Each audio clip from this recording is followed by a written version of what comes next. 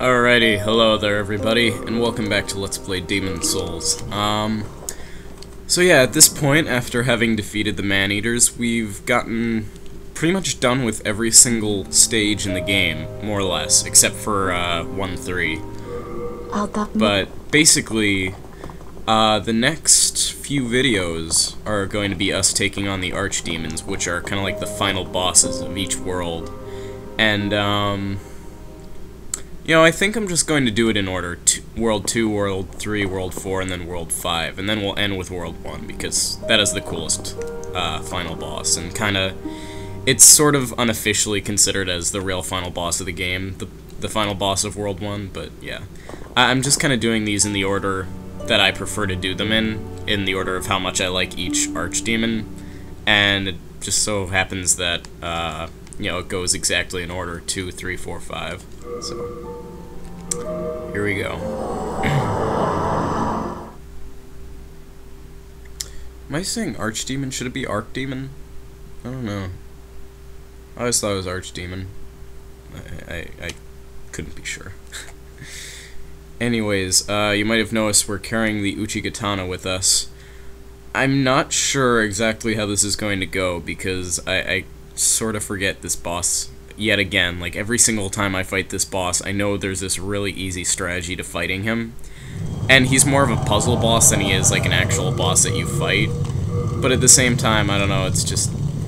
if you don't understand exactly what to do to get past him, it can be very, very dangerous. Anyways, I'm gonna turn the volume down a little bit, because this guy is one of the loudest monsters in the game. You know the Ridley fight from Metroid Fusion? It's kind of like on that level, where, you know, everything else in the game is pretty tame, but then this guy roars, and it's like, oh my god, you have to turn your volume down. But yeah. It's not that bad, but...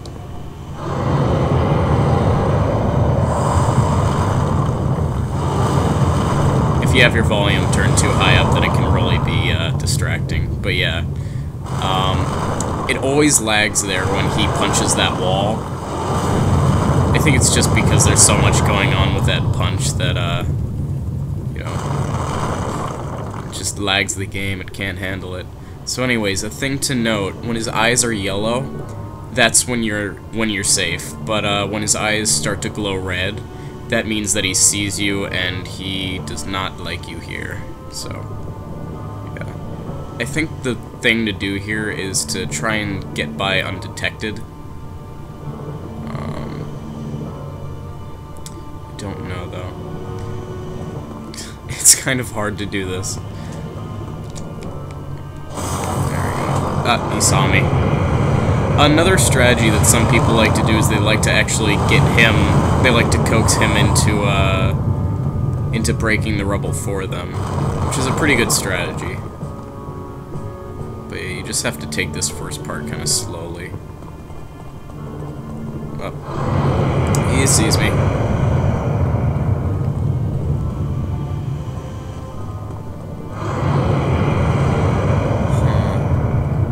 Yeah, I can't get through there. That's where the dragon bone smasher is. If you have white soul tendency, then or is it soul tendency or world tendency? I don't know. Basically, if your world tendency is pure white, I think that will be available for you to pick up. Otherwise, there's that big rock wall in the way. You can't get in there. Hide behind these small pillars. Nope. So yeah, he can also hit you with these shock waves that emanate from his fists when he punches the wall. Overall, he's just a very powerful guy you don't really want to be messing with.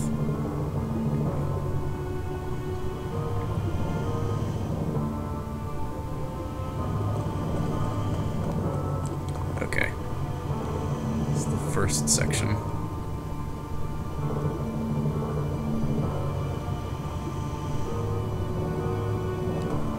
Running. Ah! Oh, he broke the rest of it for us. That was very nice. Thank you very much.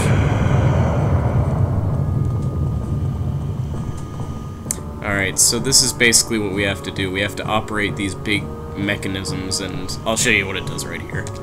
It's kind of weird to explain, but...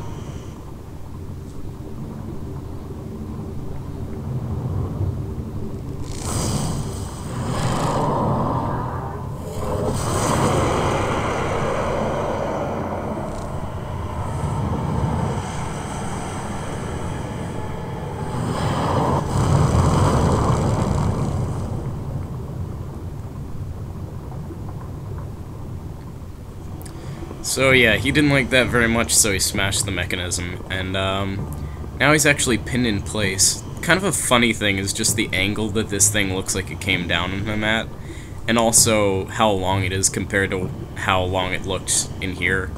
It's a little bit weird, but it's just kind of how it is. Maybe it was magically imbued to go in at a weird angle and be extremely long. It'd have to be to keeping him in place there, but yeah. The other thing is he kind of moves around, like it's not actually attached to him, so it just kind of stays in one place where he's kind of wiggling around. It just looks kind of weird, but regardless of that. Big thing with this part of the boss fight is to stay behind the pillars until he lifts his head up in pain. I think if he sees you, even just once, then you won't be able to do this anymore, so you want to make sure that you make this count on your first try. But yeah, he lifts his head up into the air a few times, and you can get a lot of progress done that way. And now that I'm thinking about it, I feel like... I don't know, will we be able to get the Dragon Bone Smasher after defeating the Dragon God? I'm not sure. Because, I mean, it does require pure White World tendency, and I guess we could get that if we went to pure black and then took out the NPC Black Phantom and killed the Primeval Demon, but I don't know, it's just kind of confusing. I'm not exactly sure how I'm gonna make this work, if at all. Whatever. We'll figure it out in time. Whoops. Oh, stop getting caught behind those. Ah! Oh no!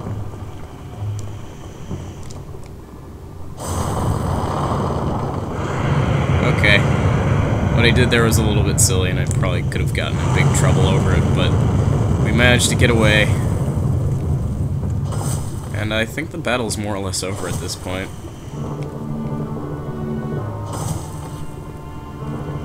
Oh, another thing to take note of. When you're killing the Dragon God, never die at the same time that you kill him. You know, if you have to make one final blow to take him down, and that just so happens to knock you off the cliff, just don't take that chance, because if you die at the same time that he dies, you pretty much you can't beat the game, because it doesn't count as killing him, but at the same time he doesn't respawn, so you're unable to kill him, and you can't defeat all the bosses in the game, since, you know, he isn't defeated, and you can't, like, finish and go see the old one, all that stuff, so don't die to this guy. Yeah, that's the lesson. Don't die to this guy. It's not a good thing to do.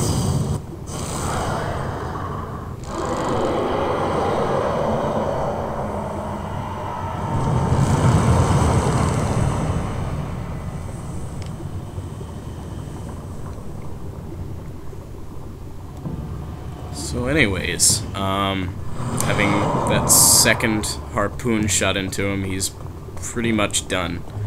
As you can see, he's just kind of pinned there to the base of this this wall.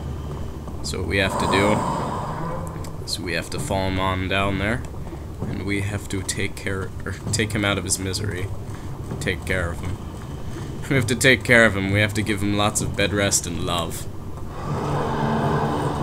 So yeah, that breath is actually deadly, and you can die to it. Which, yeah, it's as silly as it sounds, but...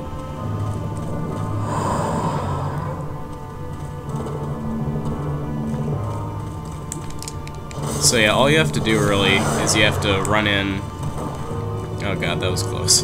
Didn't mean to dodge roll there. But you have to run in, hit his chin, and then run back so that the flame breath doesn't get you. Honestly, though, it's a very easy final section of this fight. That's it for the Dragon God.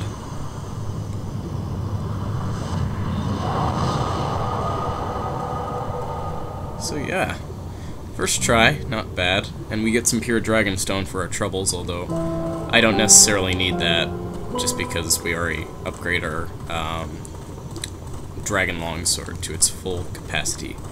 Anyways, that message basically just said, you know, since we've defeated an archdemon, we can continue on in World 1, because we can't actually go into World 1-3 until we defeat an archdemon, so now we've done that, we have gained access to 1-3, so I don't know if I'm going to do that immediately or not, but we'll see what happens. Anyways, that's that. That's pretty much it for the Stonefang Tunnel. I may actually spend the rest of this video trying to see if I can get from pure black to pure white here, but I don't know. We'll see what happens.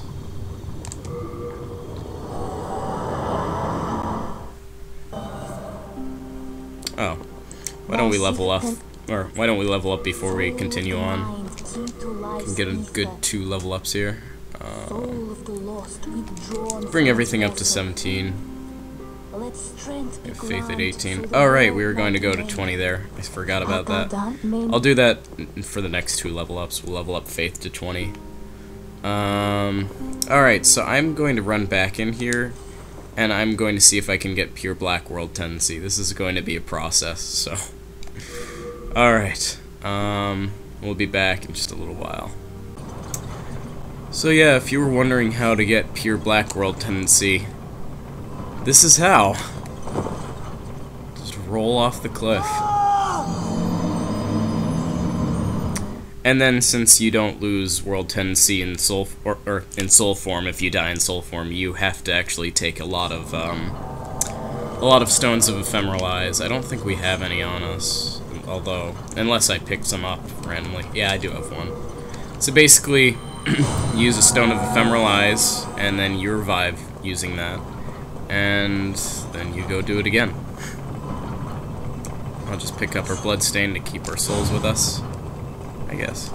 Although, you know, it's 8,000 souls, it doesn't matter too much. So, yeah, this is how we're gonna be doing this. I'm gonna cut most of this out, but we'll see what happens, so. Okay, I do believe we've died enough times to reach pure black world tendency. I'm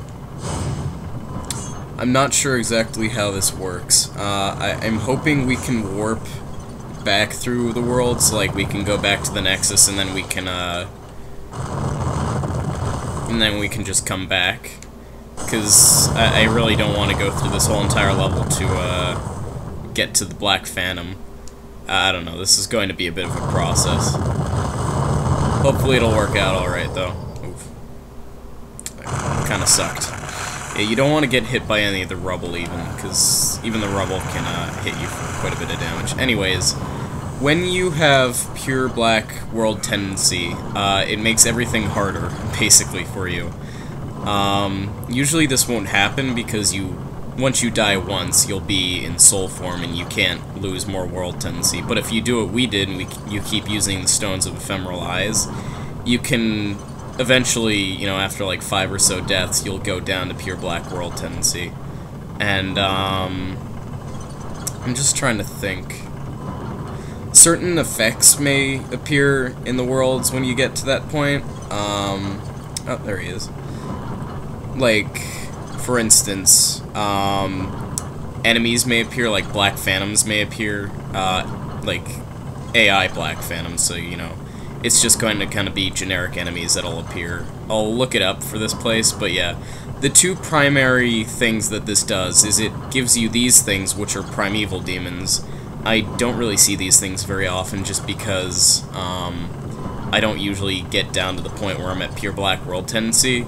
I don't usually do this whole process in my own files, but this is the first big change, and the second big change is a named NPC Black Phantom.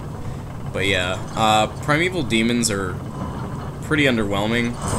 They'll try to bite you, but that's about the extent of their abilities that I know of. I don't think they even use their tail to whip you or anything, so... Well, that does look like a pretty nasty tail. Anyways, yeah, so... Primeval Demons. They die in like 2 shots, and they drop colorless demon souls. And they even give you the, boss kill sound effect, which is kind of interesting. But, yeah, so that's the Primeval Demon. We'll be seeing one of those in each world. That one I actually knew where it was, but I don't know where most of the other ones are, so I'm gonna have to look that up in order to figure that out. But, yeah, Primeval Demons, they are pretty funky looking. Alright, so what I'm gonna try here is I'm going to try to run back to the Nexus, and then we're going to go warp into 2-2. Because I think I know where the named NPC Black Phantom is, but he's in 2-2 of this area, and I don't feel like going through all of 2-1 just to get to him. So what I'm hoping is that I won't screw this up by going back to the Nexus. If I do, well, I don't know, I guess that just means that we've lost our chances of going through 2-2 and showing off all the pure black world tendency stuff, or the pure white for that matter, but I don't know, we'll see. I'm just hoping things work out alright. If they don't, I apologize. I'm kinda new to this stuff myself, so yeah. I've never tried manipulating world tendency quite like this.